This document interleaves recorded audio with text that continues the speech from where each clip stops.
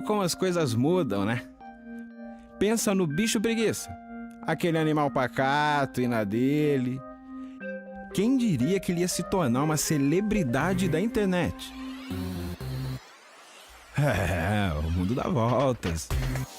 O bicho preguiça muda, o telefone muda, o carro muda, os penteados mudam, a sociedade muda.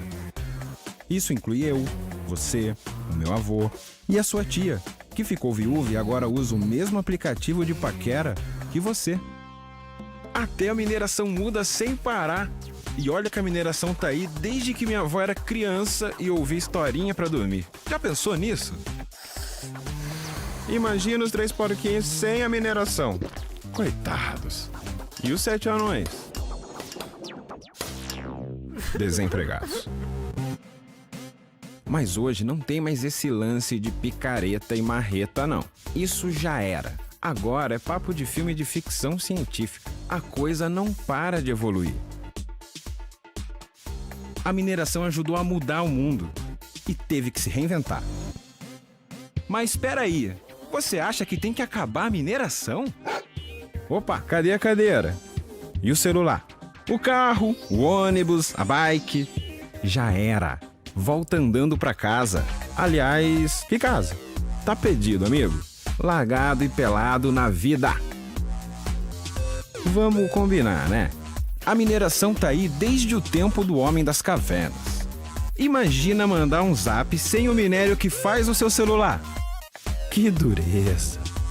A questão não é parar com a mineração, mas evoluir. É fazer melhor, para fazer mais e sempre.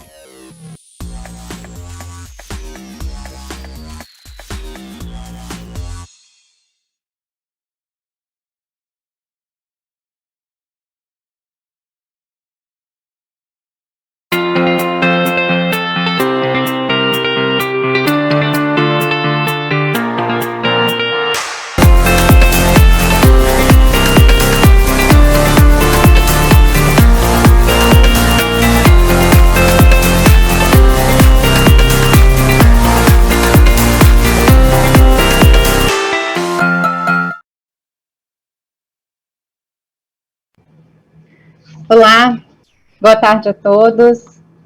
Bem-vindos ao painel Experiências da Mineração nos Territórios e nas Comunidades. Meu nome é Carla Lemos e eu estou como gerente de relacionamento com comunidades da Anglo Gold Ashanti e como coordenadora do GT para a Carta Compromisso.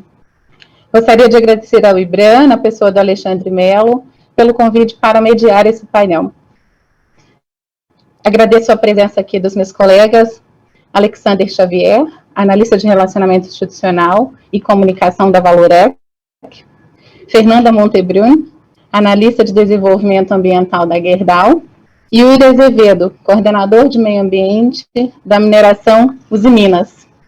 O E-Mineração é uma iniciativa do IBRAM que tem como propósito posicionar o setor mineral como impulsionador da retomada econômica do Brasil por meio de ações concretas. Nosso evento virtual conta com patrocínio master da Mineração Vale Verde, da Vale e patrocínio ouro da Anglo América. Dito isso, para iniciarmos esse painel, eu chamo para fazerem suas colocações e contextualização dos temas a serem debatidos.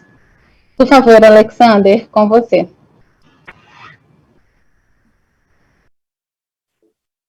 Bom, boa tarde. Boa tarde, Carla. Primeiramente, queria também agradecer o IBRAM, né, na pessoa do Alexandre Melo, pelo convite, por poder participar desse painel. Agradecer aqui o pessoal que está acompanhando, os nossos espectadores aí pela participação e pelo interesse, né. Agradecer a vocês aí, Carla, meus colegas, Fernanda e Yuri, pela oportunidade de a gente ter esse momento aqui juntos, e dizer que o meu objetivo aqui hoje é compartilhar um pouco aí da nossa experiência com o voluntariado corporativo, né, dizer aí, mostrar um pouco da nossa vivência nesse tema, tá?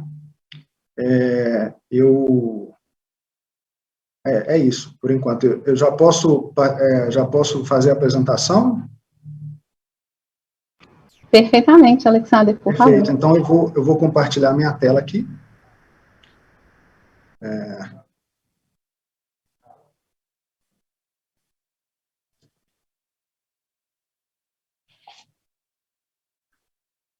Bom, nós vamos falar hoje aqui, da parte da Valorec, sobre o nosso projeto Voluntários do Saber, que é o nosso projeto de voluntariado corporativo. Aqui, só um minutinho, eu estou passando aqui, parece que agarrou um pouco.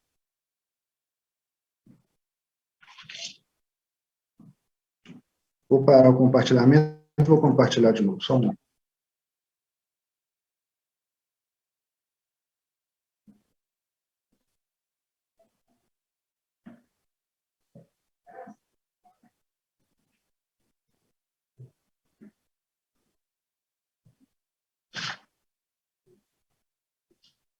Bom, como eu vinha dizendo, o voluntariado corporativo, né, ele é regulamentado pela Lei do Voluntariado, a Lei 9.608, de fevereiro de 98. Se formos pensar, é relativamente uma regulamentação recente, né, e é importante dizer que todos os programas, né, de voluntariado, eles, por objetivo, pela importância, é importante que eles integrem o escopo estratégico da empresa, para que o voluntariado possa ser desenvolvido de uma maneira, com os recursos que é necessário, é importante que ele esteja integrado aos objetivos estratégicos da empresa, e é o que ocorre aqui no nosso caso, da Valorec, com Voluntários do Saber, tá? Então, como objetivo principal, o nosso programa, ele visa impactar positivamente, né, as nossas comunidades, as comunidades onde a gente atua. Eu trabalho especificamente na unidade de mineração da Valorec, na mina Pau Branco, localizada aqui na Serra da Moeda, no município, na divisa entre os municípios de Brumadinho e Nova Lima, cerca de 30 quilômetros do centro de Belo Horizonte. Então, nosso objetivo é impactar positivamente as comunidades e potencializar essas ações de desenvolvimento socioambiental. E, para isso, o que é feito? A gente utiliza o que a gente considera o recurso mais valioso que a empresa possui, que é o seu capital humano, né, que são os seus empregados. Qual é a dinâmica, qual é o pensamento que está envolvido nessa questão do capital humano?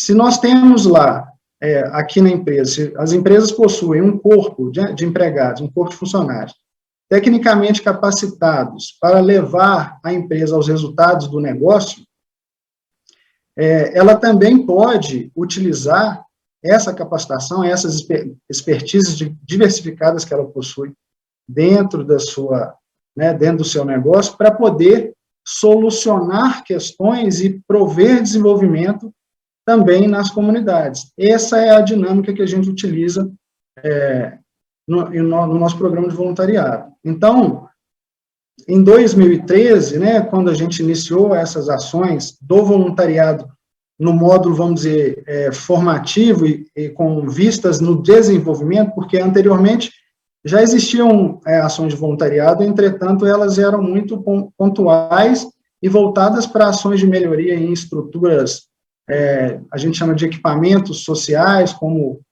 postos de saúde, escolas. Então, a gente tinha a presença dos voluntários, mas isso não era feito voltado para o desenvolvimento humano. Então, desde 2013, a gente começou a fazer essa virada de chave, que é o que eu vou especificar nos próximos slides, né? Então, levar para dentro das instituições projetos nas comunidades de entorno da empresa, utilizando as habilidades e os conhecimentos, tanto os conhecimentos de formação que os empregados possuem, quanto habilidades que eles foram desenvolvendo no decorrer da vida, a partir de hobbies e todo tipo de conhecimento possível. E é importante que isso seja identificado internamente, né? Além de identificar quem são os voluntários que que desejam participar e identificar quais são os conhecimentos que eles possuem e como isso pode ser aplicado da melhor maneira. E aí, é importante dizer que, dentro dessas atividades estratégicas contínuas, né, que a gente vem buscando de desenvolvimento social, ela pode ser aplicada em diversas temáticas, né? Lá no início, a gente começou com um trabalho de voluntariado atuando no contraturno escolar, especificamente para aulas de reforço em matemática e português nas escolas do entorno da empresa. Com o tempo, a gente foi aprendendo e verificando que existiam outras demandas variadas e que também poderiam ser abarcadas por essa equipe de voluntários. E aí eu posso citar, além das demandas de educação, né, a gente pode citar temas como gestão, né, bem-estar, arte, esporte, meio ambiente, ou seja, todo tipo de temática ela pode estar englobada dentro do projeto de voluntariado corporativo. Bom, agora, como que a gente faz isso na prática, né? Vocês viram aqui no slide anterior que antes da pandemia, nós tínhamos aí a presença das pessoas nas instituições escolares, onde a gente podia colocar em prática o nosso programa. Só um instante.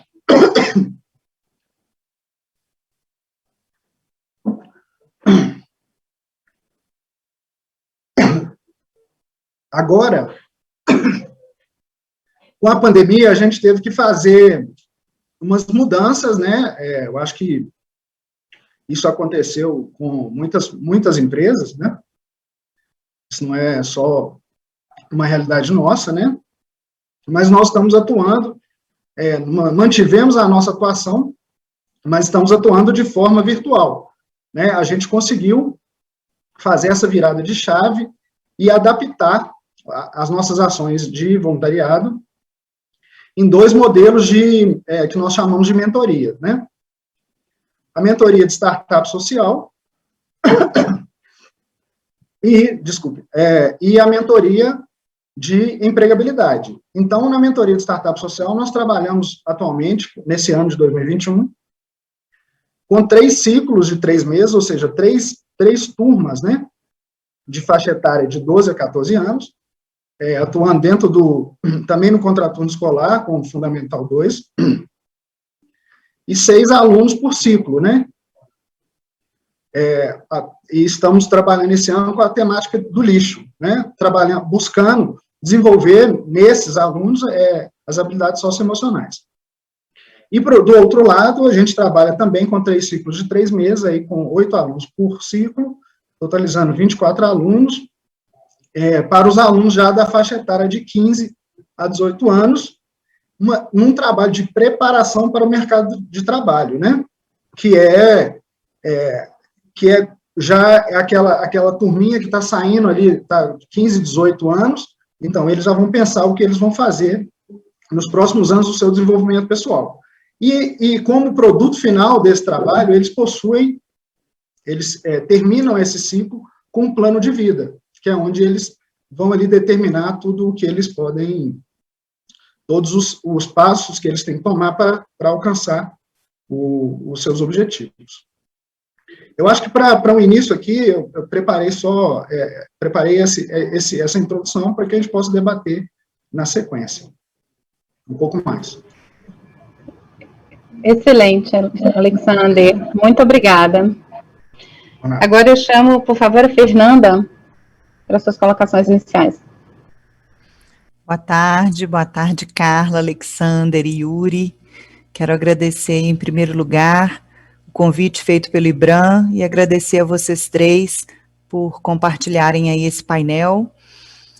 Meu nome é Fernanda, eu trabalho na Gerdau há 18 anos, sou bióloga e neuropsicopedagoga, atuo no programa de educação ambiental da empresa, que é o programa Gerdau Germinar, e pretendo conversar um pouquinho aqui com vocês sobre a atuação desse programa com base nos princípios da empresa, e também os desafios da educação ambiental como um processo, né, já muito difundido na nossa sociedade, feito por instituições formais, realizado pelas empresas, por ONGs. Então, trazer um pouquinho também de reflexão sobre esses desafios. A Gerdau é uma empresa brasileira, que tem 120 anos, uma empresa que é fundamentada em princípios e propósitos bem construídos. Acredito que isso garante aí uma longevidade para a empresa. Queria citar, né, aqui para vocês alguns desses princípios, alguns desses propósitos da empresa, que é aí a segurança, em primeiro lugar, a abertura, um ambiente diverso e inclusivo, autonomia, a geração de valores para todos, a simplicidade. Então, são alguns dos propósitos da Gerdau.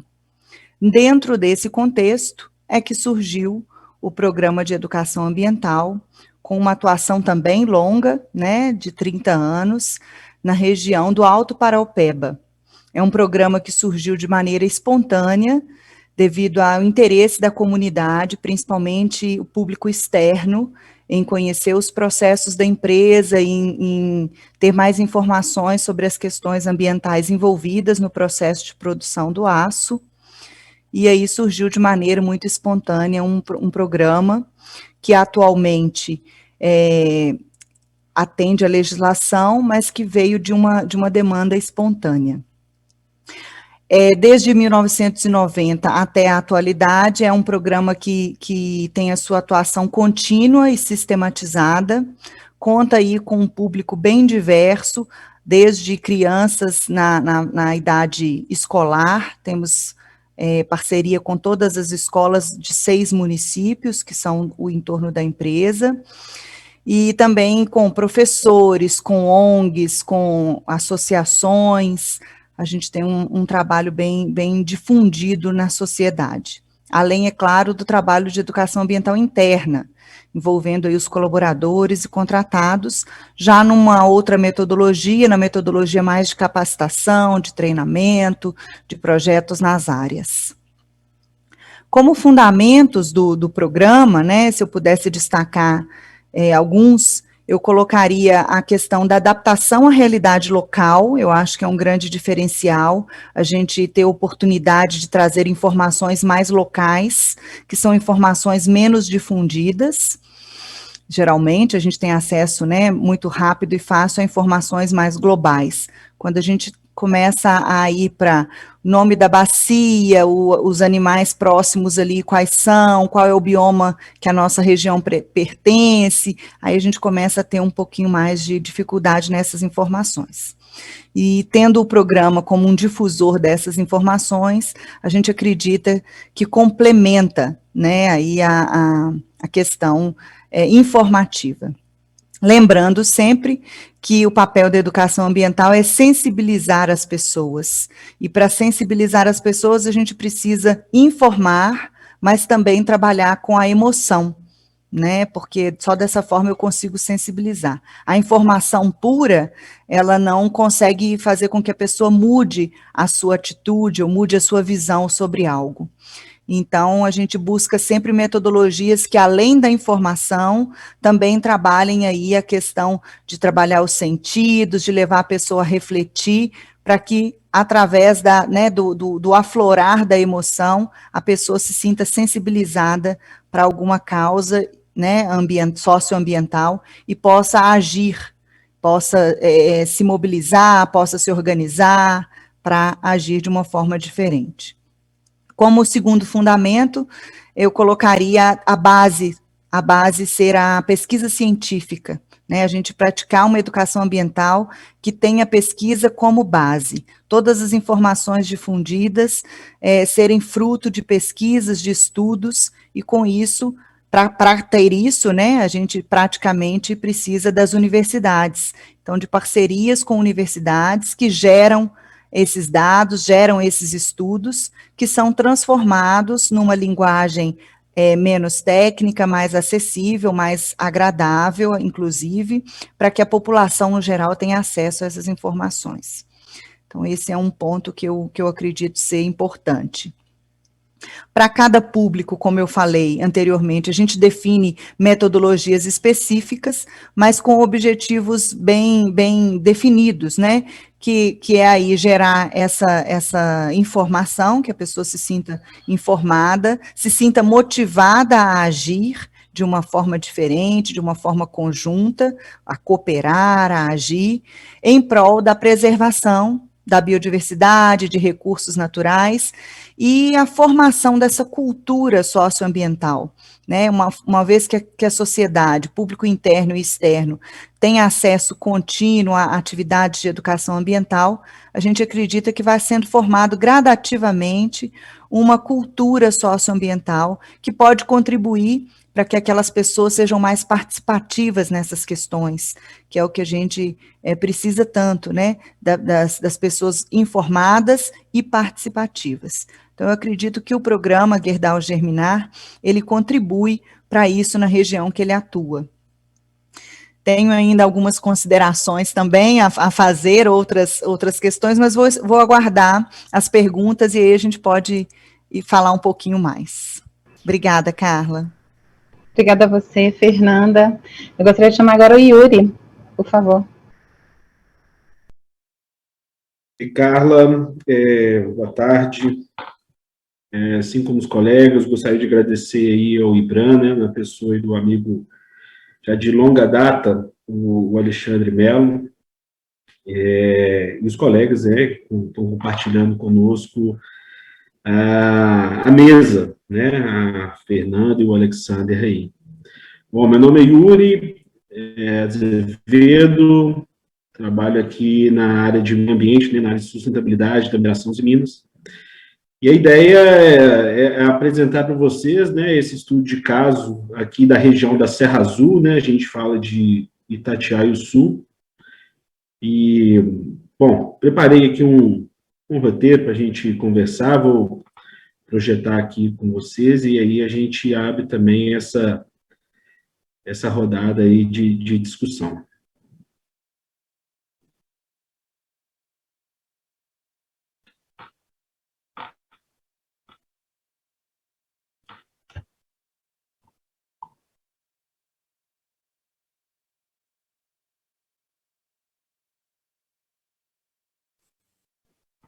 Compartilhar com vocês.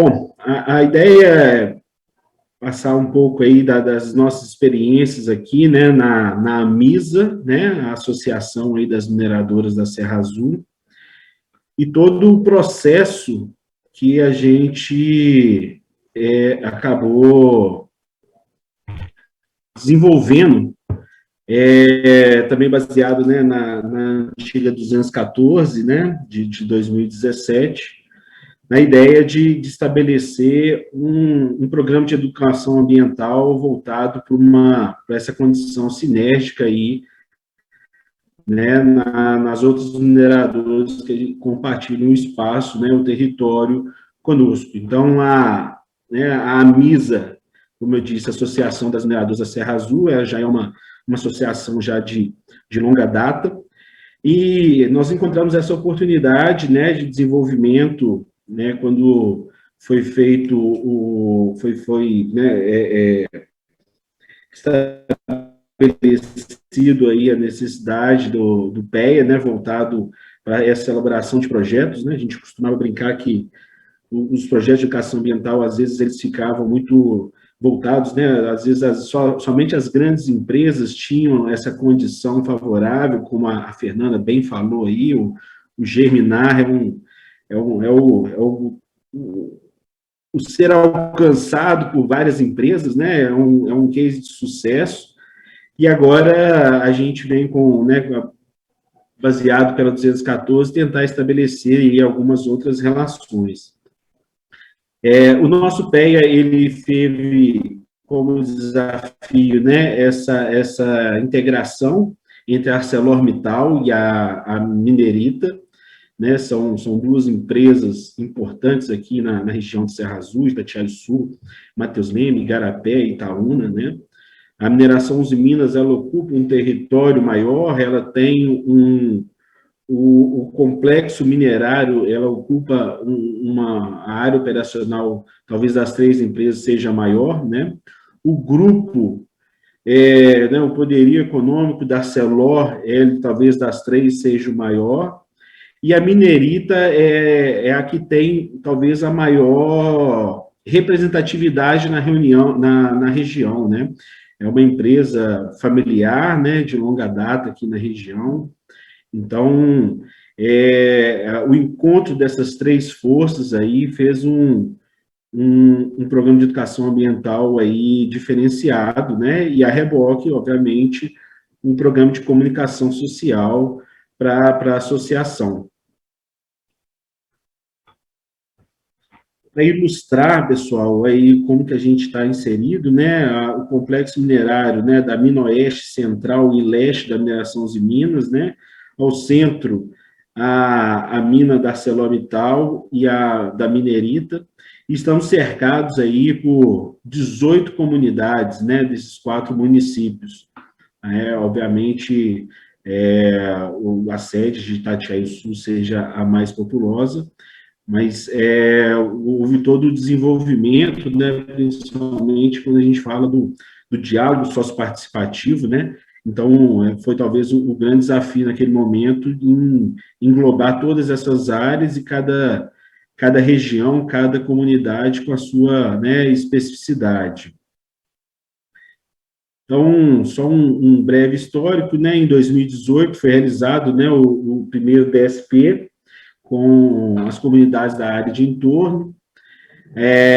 Houve, então, após toda essa dinâmica, né, o protocolo, né, a inserção junto aos colegas da Supram para avaliação, e no final de 2019, a Supram, né, após, obviamente, né, contribuição, todo o apoio que nos deram, foi considerado de forma satisfatória, né, tanto o DSP quanto os próprios projetos, e considerado que foi, né, autorizado o início da execução. Então, em 2020, né, a ANISA, através das 3 empresas, iniciou o trabalho, né, de fazer esse projeto, esse programa decolar.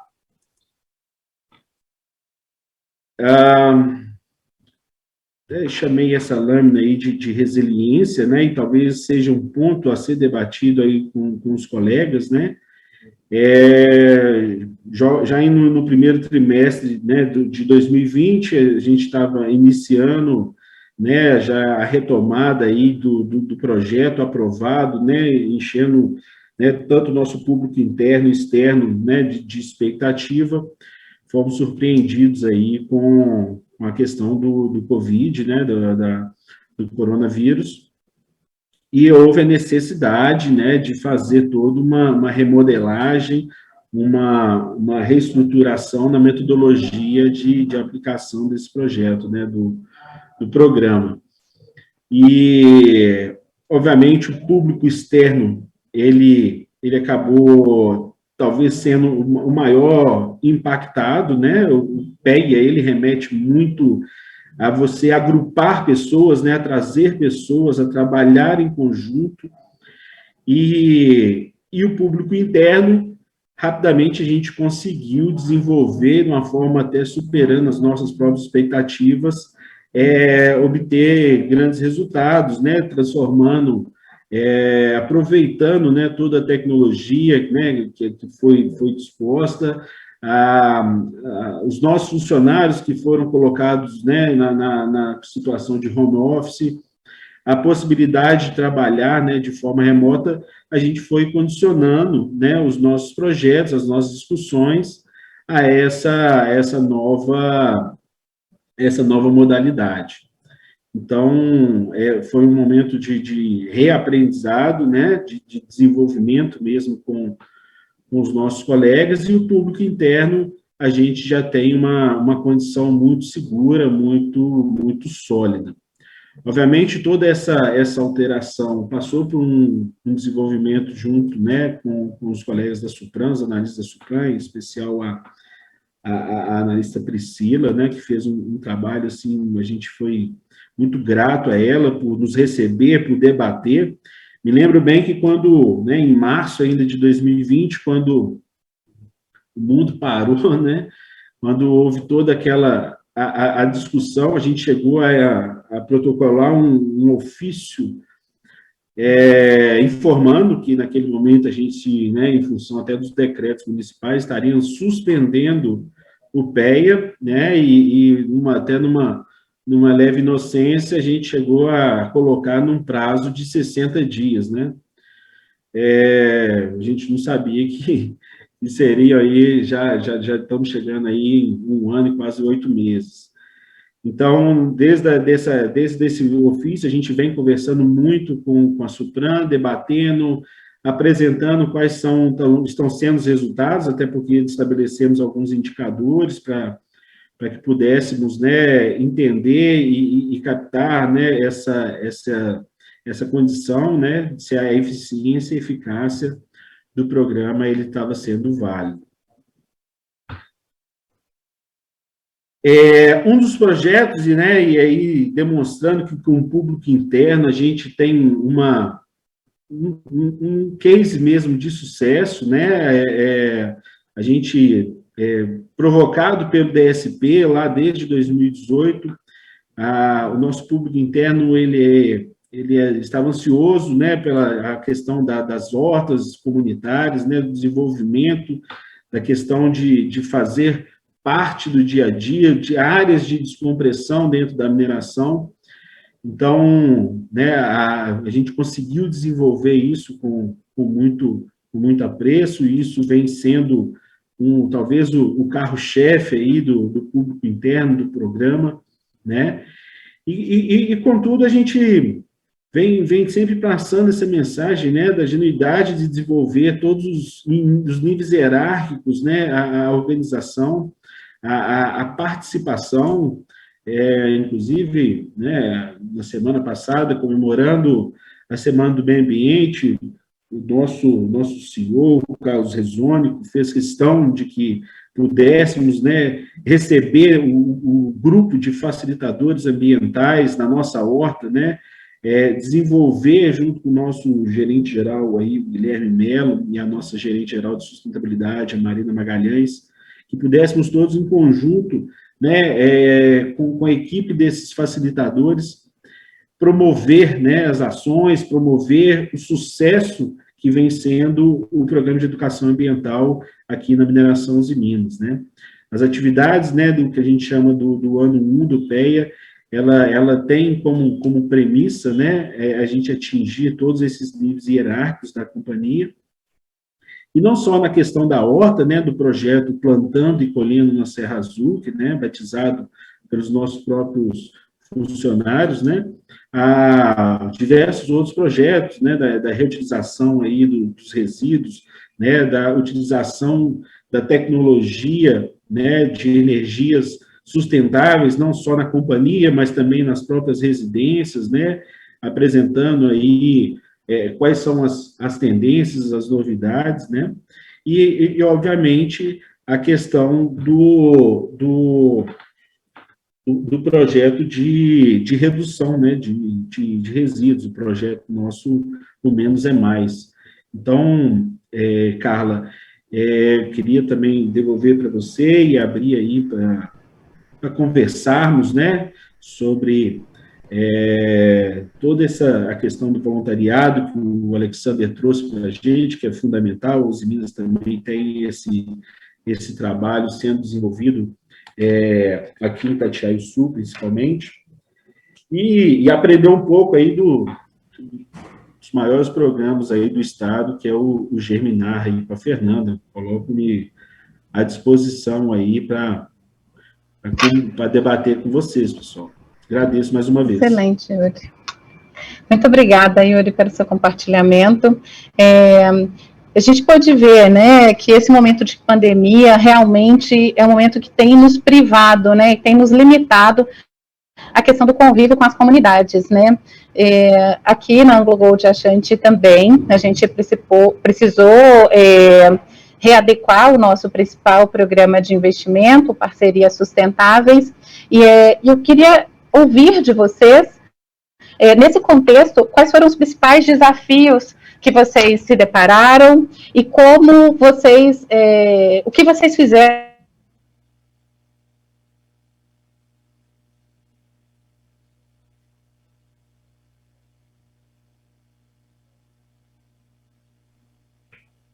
Acho que eu posso até começar, Fernanda e Alex.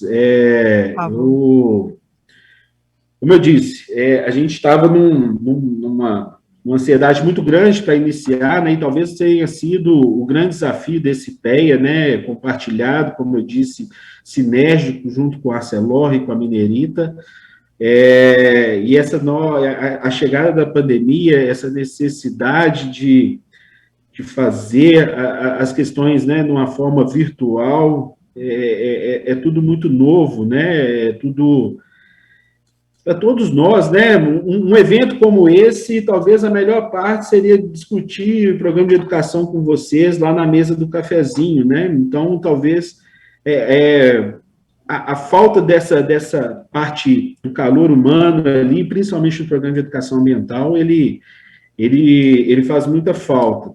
Para o público externo, então, é uma condição, assim, muito complicada, é o principal desafio, não tenha dúvida, Carla. A gente está inserido numa região, né, numa zona rural, a internet ainda é um luxo aqui na região, felizmente, é diferente aí de alguns outros polos aí minerários, mas aqui a gente está desenvolvendo essa condição em parceria com as prefeituras locais, construindo, né, a mineração Usiminas, ela vem tentando desenvolver novas áreas, alguns spots, né, algumas áreas que possa, pelo menos com um número mínimo de pessoas, mas que ela possa desenvolver. Então, a MISA, durante a pandemia, ela acabou criando um escritório no centro, na cidade de Itatiaia-Sul, para que ela possa também receber essas pessoas, obviamente respeitando todos os protocolos. Em algumas comunidades, por exemplo, a reforma de salão paroquial, para que a gente crie esses centros e crie esses, vamos dizer, esses hotspots aí para tentar debater e fazer com que o PEA aconteça, né, na sua plenitude. Bacana. E aí, Fernanda, como foi? Parte, bem parecido, né, com o que o Yuri falou, um grande desafio. No primeiro momento, uma paralisação total das atividades e até a gente conseguir entender, foi ali 1 mês e meio, acredito, sem nenhuma atividade sendo realizada, de fato, até a gente ver que isso se estenderia, né, um pouco mais, e a partir daí a gente começou a oferecer as capacitações, que já são uma atividade rotineira nossa, destinada aí principalmente para os educadores e lideranças comunitárias. A gente começou a oferecer de forma online, oferecemos várias em 2020 e permanecemos assim durante esse ano, com temas variados, trazendo especialistas, fazendo alguns debates. Também gravamos alguns vídeos didáticos das nossas visitas, que seriam destinadas aos estudantes, né, no Centro de Educação Ambiental que a gente tem aqui em Ouro Branco, chamado Biocentro. Então, alguns vídeos didáticos que serão agora ainda ofertados para os professores, para que eles possam inserir dentro das aulas online ou enviar pelo WhatsApp, na dinâmica que estiver acontecendo em cada escola. Com relação à educação ambiental interna, é mais fácil, né? A gente ainda consegue campanha, informação um pouco melhor. E também houve uma aproximação, que eu diria que não foi nem planejada, foi mesmo muito natural, da educação ambiental com a área de responsabilidade social. Então, na destinação aí dos recursos, né, que, por exemplo, na Gerdau foram 20 milhões de reais ao longo de um investimento extra social para todas as comunidades, então a gente também ficou muito ligada nessas decisões para quais entidades e onde, como, aproximou muito a nossa área, que é uma área de dedicação exclusiva para a educação ambiental, mas se aproximou da responsabilidade social nesse momento. É isso. Alexander, como é que foi? O que vocês fizeram principalmente aí? Bom, do ponto de vista, né, aqui do nosso voluntariado, eu acho que os dois principais pontos que o Yuri e a Fernanda tocaram são bem semelhantes, né? Primeiro momento, uma quebra de paradigma de tomar a decisão de, olha, de fato a gente precisa assumir que essa condição da pandemia ela vai ser uma realidade e transformar o que era presencial em algo possível virtualmente. A partir do momento que a gente tomou essa decisão e assumiu essa tomada de decisão, a gente passou para a segunda fase, que era testar ou buscar uma metodologia, desenhar uma metodologia que fosse tecnicamente embasada, porque é completamente diferente você passar conteúdo virtualmente e presencialmente, né? Por um lado, a gente conseguia atingir o maior número de pessoas presencialmente e passar o conteúdo. Por outro, a gente assumiu também que iríamos atender menos pessoas, né, turmas menores, para que esse conteúdo fosse qualitativamente melhor introjetado, né? E aí o terceiro desafio, no meu caso, eu imagino que isso também possa acontecer, é o engajamento das pessoas internamente para tal atividade, né? Existe também um processo de convencimento de que pode acreditar que essa metodologia também funciona virtualmente para que o voluntário se voluntarie a estar lá, né? Quando é presencialmente, eu acho que isso fica muito mais objetivo, né? E aí o virtual pode dar algumas interrogações na cabeça deles, mas como que vai ser? Como que a gente vai vivenciar isso? Então, existe uma equipe para poder materializar isso melhor para eles, e esse eu colocaria como um terceiro aspecto que foi importante nessa caminhada aí.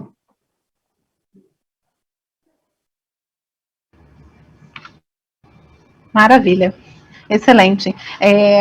A Fernanda trouxe, né, a questão dos 120 anos da Gernau e essa questão de sustentabilidade, né, Fernanda? E aí uma pergunta que eu gostaria de trazer, assim, como que vocês entendem que essas atividades de voluntariado, de educação ambiental, podem contribuir, né, para a construção de comunidades mais resilientes e sustentáveis, né, de modo geral, como vocês podem avaliar se nós, enquanto mineradoras, né, estamos desenvolvendo as ações corretas, se este é o melhor caminho? Sim, eu acredito que processos, né, como a mineração, que são impossíveis na visão geral de serem 100% sustentáveis, né, porque na prática isso não se dá. O que a gente precisa fazer é realmente ir passo a passo, né, ir por etapas, dentro de cada etapa daquele processo, como a gente se alinhar melhor à sustentabilidade, né, como minimizar os impactos, como eliminar e principalmente como deixar as pessoas mais informadas, porque a informação aberta, né, sobre quais os impactos gerados, um procedimento bem executado, o que ele pode evitar de impacto, né, que seria uma educação ambiental interna muito válida, vai trabalhar ali o aumento da percepção daquela pessoa, né, sobre o processo como um todo, e aí trazer também as soluções que vêm muito ligadas, né, hoje em dia à tecnologia, ao que a gente já tem de recurso, de equipamento, de modo de fazer. Então, acho que quanto mais aberto é o diálogo, e ele é muito veiculado através dos processos educativos, do próprio voluntariado, né, que são pessoas líderes, geralmente, né, os voluntários são líderes natos candidatos que vão ali pegar uma informação e disseminar na sua área, disseminar na sua equipe. Então, eu acredito que é uma parte importante da sustentabilidade, a informação para um aumento da percepção e para uma mudança de comportamento. E aí, etapa por etapa, a gente consegue fazer com que um processo que não é 100% sustentável se alinhe, se aproxime mais possível da sustentabilidade. Bacana. Eu tenho uma pergunta aqui do chat, Cristiane Alan perguntou, e aí foi para você, Alexander, como vocês fazem a seleção dos alunos que vão participar dos programas? Bom, eu acredito que foi para vocês, né? Tá bom. Ótima pergunta, muito obrigado. A gente, antes, né, de fazer a seleção dos alunos, existe um diagnóstico que é aplicado nas instituições escolares, onde a gente verifica qual é a realidade daquela instituição, e aí isso é feito tanto com os professores, quanto com o corpo diretivo, quanto com a Secretaria de Educação, quanto com os próprios alunos e até mesmo com os pais dos alunos. Feito esse diagnóstico, a gente determina o produto, né? A gente busca o produto que vai ser mais aderente ou que vai poder contribuir melhor para a melhoria da situação, a melhoria dos indicadores que a gente encontrou no diagnóstico. Daí, então, passamos para a parte de seleção, que, na verdade, não seria uma seleção, né? A gente tem ali um recurso alocado, capaz de atender, vamos supor, 50 pessoas. E aí a gente vai determinar quais são as séries que nós vamos atuar. Ok, são terceiro e quarto ano. A gente tem duas turmas de terceiro e quarto ano, das 50 pessoas, então eles vão estar inseridos. Mas, na atualidade, na questão da pandemia, aí sim vai de encontro à pergunta que ele fez. A gente lançou uma divulgação, né, a gente fez uma divulgação direcionada ao público-alvo, e aí foi realmente por ordem de interesse, ou seja, as pessoas que se interessaram em participar, os alunos que se interessaram em participar dentro das faixas etárias, a gente recebeu as inscrições, viu qual que era o contingente, ficou gente de fora, porque realmente a procura foi maior, né? E aí a gente fez uma conversa com eles para poder alinhar as expectativas, para ver se estava realmente aderente o que eles estavam imaginando. Esse foi o método utilizado para esse ano de 2021. Maravilha. Herta Torres perguntou o seguinte, Alexander, como vocês montam um plano de aula, das mentorias especificamente, né, no que diz respeito à empregabilidade, plano de vida, vocês têm algum apoio pedagógico para realizar isso? Temos. É importante a gente falar sobre isso, porque, tanto do ponto de vista de conteúdo, quanto do ponto de vista de suporte ao voluntário, é necessário que existam profissionais, né, capacitados para dar esse suporte. Então, existe um plano de aula, no início, antes do início das mentorias propriamente ditas, existe um treinamento dos voluntários onde é passado o conteúdo, né? Então, por exemplo, na mentoria de startup social, tem lá um módulo, né? O 9º encontro, por exemplo, ele vai ser sobre missão, visão e valores da empresa. O primeiro encontro vai ser sobre problematização. Todo esse material ele já está organizado para que o voluntário ele possa estudar previamente, tirar as dúvidas, e durante a mentoria tem um acompanhamento desse profissional. No nosso caso, nós temos uma empresa, né, especializada em desenvolvimento social, que é a CDM, que nos dá esse suporte. Uma empresa bastante conhecida no mercado, mas isso pode ser feito tanto com uma empresa, né, dando esse suporte, ou que você institucionalize dentro da sua organização uma equipe para essa finalidade.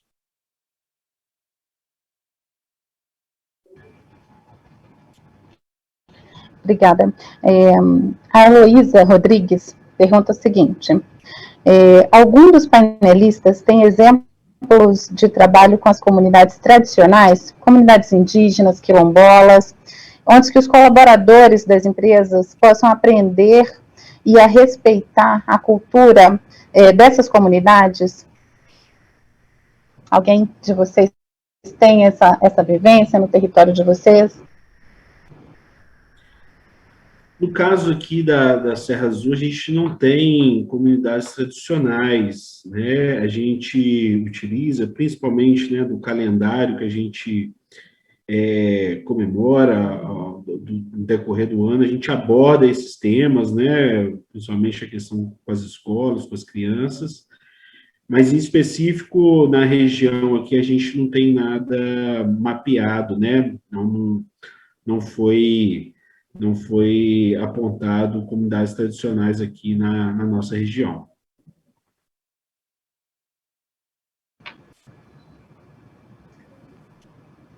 No meu caso, é a mesma situação. No nosso caso aqui, nós até temos comunidades tradicionais quilombolas, mas que estão fora, bastante distantes aqui da nossa operação. Então, não está dentro do escopo, né, de atuação. No mesmo caso nosso também, a gente não tem nenhuma comunidade específica, né, tradicional, mas temos comunidades com características bem próprias, e para isso a gente procura entender um pouco da cultura, né? A gente tem, por exemplo, a comunidade de Miguel Burnier, que é uma comunidade pequena, que é tradicional, que tem seus costumes. Então, através desse incentivo também à cultura local, a entender a questão de patrimônio histórico, né, patrimônio natural, o patrimônio imaterial desses locais, e a valorizar dentro dos trabalhos de responsabilidade social e também de educação ambiental. Fernanda, fazendo um gancho nessa sua fala, eu trago a pergunta da Camila Pimenta.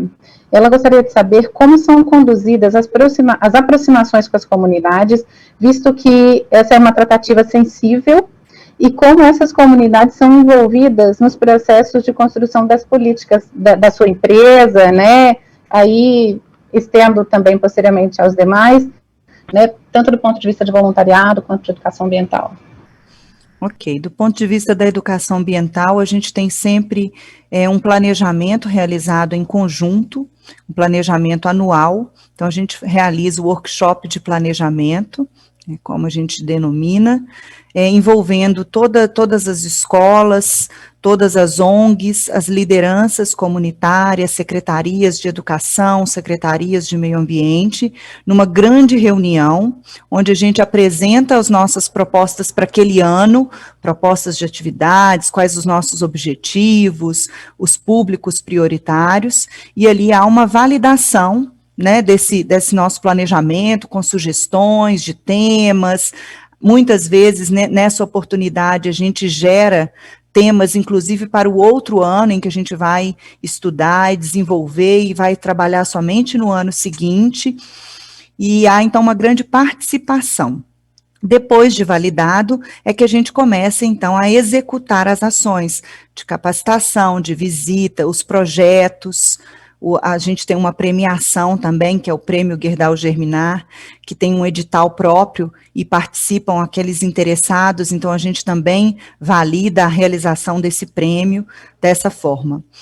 Tem a área de responsabilidade social, que também realiza essas reuniões, esses grupos, para divulgar o edital de projetos sociais e receber, então, as propostas. Mas é sempre nesse modelo de chamá-los para uma reunião, para um momento, que, né, era presencial e agora passa a ser virtual, mas como se fosse realmente um seminário, em que as pessoas tenham ali possibilidade de validar, de sugerir, de realmente falar o que é prioridade naquele município, naquela região, para aquela comunidade. Obrigada, Fernanda. A gente está encaminhando para os minutos finais do nosso painel, mas eu gostaria ainda de trazer mais uma pergunta, do Tiago Horta. A gente vê que isso já acontece de uma forma sinérgica, como muito bem colocado pelo Yuri, na temática de educação ambiental, né? As empresas se unem para fazer esse trabalho nos territórios compartilhados. E a pergunta do Tiago Horta é da seguinte forma, Alexander: você acredita que existe a possibilidade de integrar as ações de voluntariado de diversas empresas que também compartilham aquele território? Se vocês já pensaram.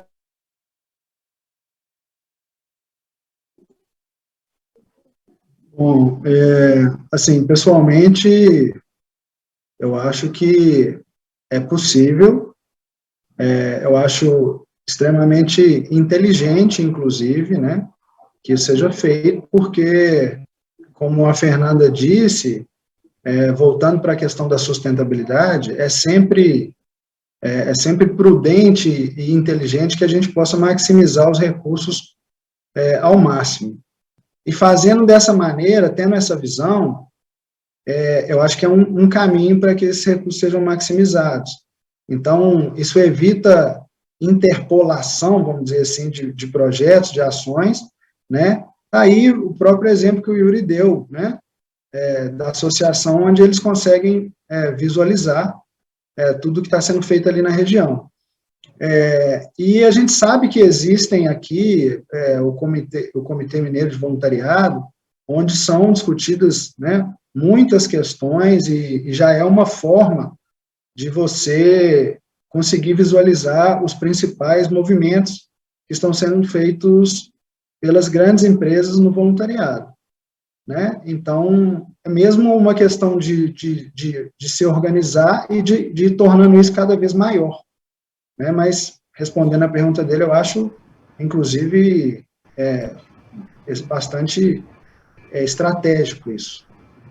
Tá certo. Yuri, em 2 ou 3 minutinhos, por favor. É uma pergunta da Aline Aparecida Rodrigues. Ela achou muito interessante o projeto da Horta das Minas e queria saber qual é o destino de tudo aquilo que é produzido nessa horta. Aline, agradeço a pergunta. A primeira safra, a primeira feira, né, a gente fez, comemorou exatamente na Semana do Meio Ambiente, né, e a gente fez questão, né, de compartilhar com os nossos colaboradores, né, os próprios, os terceiros. Então, foi feita uma feira, né, obviamente respeitando tudo aí de todos os protocolos, né, escalonando os horários, mas a gente, tudo que foi colhido, foi repassado para os nossos colaboradores, né, e celebrado aí a ideia que surgiu num diálogo sócio-participativo, né, que é muito similar ao que a Fernanda colocou aí, né, no debate. Então, foi uma grande vitória, foi muito festejado, né, a gente conseguiu...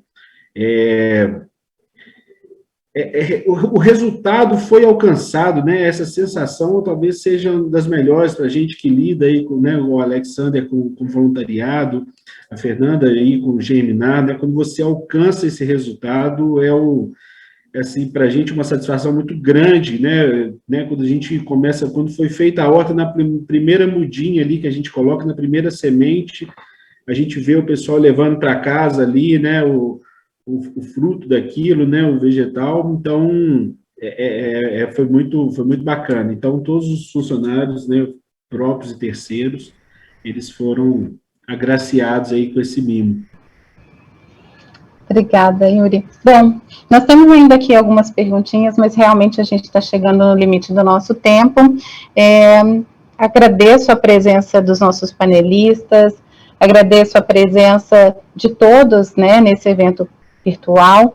Informo que a palestra vai estar disponível após o evento no canal do IBRAM, no YouTube, e faço um convite para que vocês continuem aí acompanhando as atividades e os conteúdos pelo site, tá bom? As inscrições ainda podem ser feitas para a participação dos próximos painéis. Obrigada e boa tarde a todos.